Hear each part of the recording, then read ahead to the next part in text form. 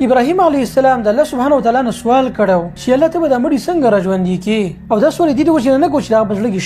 شک نه بلکې د یقین د پاره او دې لپاره چې دا غزله مطمئن شي د مؤمنانو دا عادت دی چې هغه همیشه په خپل ایمان کې زیادت راولي او دا کوشش کوي چې خپل ایمان سیوا کی او هغه اعلی او چتي مرتبه ته ورسي نو دغه شان ابراهیم علیه السلام دا غوښتل چې خپل ایمان او یقین سیوا کی الله سبحانه وتعالى ابراهیم علیه السلام ته وی چې تا یو څو مارغان ځان سره عادت کا غره واخله او بیا الال کا غو ټوکړي کا چکنی کا د غوی دغه بیا میکس کړي یو بل سره بیا ویسا په مختلف قسم غرونو باندې هغه کېده بیا لري لا شو دغه مرغان ته आवाज وکړه دا ټول به راژوندي شي ستاسو طرف ته برامنډه وهي بیا هم دغه شانتي وشو ابراهیم علیه السلام دغه مرغان ته आवाज وکړو او هغه مرغان کم چې چکنی شوی وو دا ډیره ګرانه خبره ده چې مرغان بالکل دغه غوخي وړي شي د بل سره میکس شي بیا دغه د هر یو غوخه یو خپل زیت راجم شي او دغه نه روغ مرغه جوړ شي ابراهیم علیه السلام چې دا سوري د هغه اقرار وکړي چې خبر باندې یقین د ورسېدم چې الله سبحانه وتعالى په هر څه باندې قادر دی ملګرو دلته بعض خلک اعتراض کوي اعتراض دا دی اکثر ملحدین ما اوریدلی دي هغه چې ابراهیم علیه السلام چې پیغمبر او چې انسان او هغه د خپل ایمان سیوا کولو د پاره د ایمان زیادت د پاره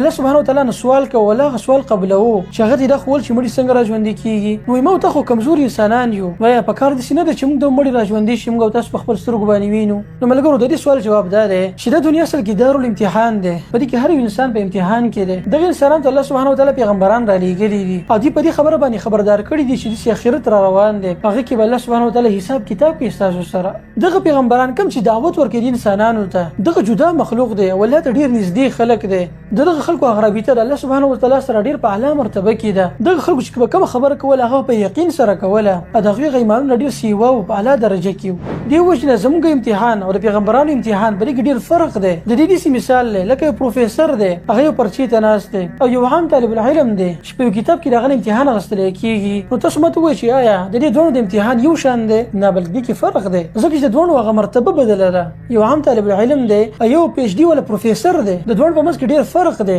دی وجنه د دوه امتحانوم جدا دی بل خبره ده په دنیا کې ډیر خلک شته چې هغه دغه معجزات لیدلې دي لیکن هغه ایمان نه دی راوړی کته ته الله سبحانه وتعالى چرته وخه چې مړي څنګه راژوندي کیږي دا ګوره خبره یقیني نه ده چې به ایمان راوړي مسلمان بشي فرعون د موسی علیه السلام هغه معجزه لیدلې و د همسینه مار جوړېدلې و لیکن ایمان نه راوړی خلکو د عیسی علیه السلام معجزه لیدلې و مړي راژوندي کیږي څنګه دی په خپل سترګو باندې لیدلې و لیکن ایمان نه راوړی د مکی مشرکین په خپل سترګو باندې سپوږمۍ لیدلې و چې دوه ټوکرو ته تقسیم شوی و لیکن هغه ایمان نه راوړی نو ته څنګه خبره کې چې ماته دا خو دلې چې مړي څنګه راژوندي کیږي او زه به ایمان راوړم بلکې دا خبره مخکې تجربه شوې ده موږ ته معلومه ده چې ډېر خلکو دا معجزات لیدلې دي او دا غلي دلو باوجود د خلکو انکار کړی دی د پیغمبر نه په دې دنیا کې موږ ته په امتحان کیو امتحان دا چې مړي به څنګه راژوندي کیږي موږ ته دا مشاهده نه ده کړې لیکن الله مت امر کړی دی موږ ته دا ویلي دي چې په قیامت کې به الله دا ټول مړي راژوندي کوي د قبرونو به خلک راوباسي دا کوم چې مړ شوي دي کله ټول دنیا انسانانو ته الله سبحانه وتعالى د آخرت پر خپل سترګو باندې وخی د خلک خپل سترګو باندې آخرت ویني